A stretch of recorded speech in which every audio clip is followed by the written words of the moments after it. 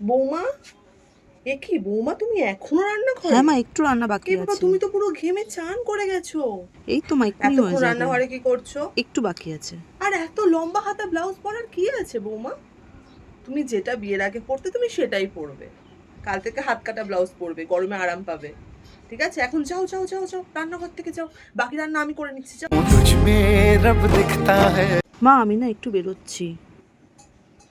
কোথায় যাচ্ছ এই ভর দুপুর বেলা? বন্ধুরা বললো একটু শপিং যাবে। যাবো মা। দাঁড়াও 1 মিনিট। ধরো, টাকাটা রাখো। কিসের টাকা মা টাকাটা এটা? রাখো, নিজের জন্য কিছু কিনে নিও।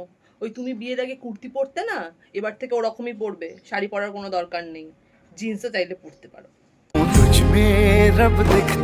কি গো, বাড়িতে কেউ আছো নাকি? আসো, বসো বসো। কি খবর? এই তো চলছে। এই সেদিনকে তোমার বাড়িতে তো চেল্লামিল্লি হচ্ছিল কেন গো? আর বলো না, আমার ছেলেটা যা বদ হয়েছে, সব দোষ আমার ছেলের, সব দোষ আমার ছেলের। আমার বৌমার মতো একটা ভালো মেয়ে পেয়েছে বলে এই জীবনটা উতরে গেল। এই বাবু, তুই বৌমার মুখে মুখে তর্ক করছিস কেন রে? নিজের মাথায় তো কোনো বুদ্ধি নেই, ও তোর ভালোর জন্য বলছে, তুই সেটাও শুনবি না? নিজের ভালো তো পাগলেও বোঝে নাকি? ও তুই তো পাগলের দিয়েও অধম। চলো তো বৌমা, শুনতে হবে না ওর কথা।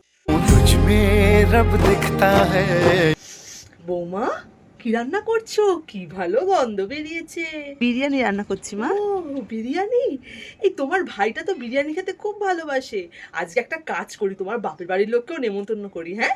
সন্ধেবেলা সবাই আমাদের বাড়িতে খাওয়া দাওয়া করবে। এই বৌমা, পয়লা বৈশাখ আসছে তো, তুমি নতুন জামা কাপড় কিনবে না? আজকে বাবু অফিস থেকে এলে কিন্তু তুমি জামা কাপড় কিনতে যাবে। আর দেখো বাবা, আবার শাড়ি কিনে বসো না। কুর্তি জিন্স তুমি যেগুলো বিয়ের আগে পরতে না, তুমি ওগুলোই কিনবে।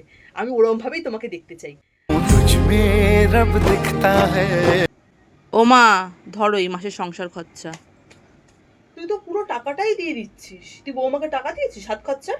না মানে, বাবু, এত বড় হয়ে গেছিস, সব কথা কি আমাকে শিখিয়ে দিতে হবে? নিজের মাথায় কোনো বুদ্ধি নেই? বৌমার নিজের কোনো দরকার থাকতে পারে না?